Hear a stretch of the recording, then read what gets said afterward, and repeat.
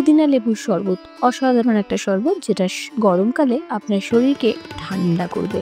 প্রথমে mixer grinder জারের মধ্যে পুদিনা পাতা আর দুটো লেবুর রস এভাবে চিপে নিচ্ছি। তার সাথে দিচ্ছি নুন, চাট মশলা, আমচুর, সাথে রোস্টেড জিরা পাউডার, আর দেব কিছুটা গুড়, আর দেব কয়েক পিস বরফের টুকরো, এর সাথে দেব ফ্রিজের ঠান্ডা জল। এরপর খুব ভালোভাবে ব্লেন্ড করে নেব। এরপর খুব ভালোভাবে ছেঁকে নেব।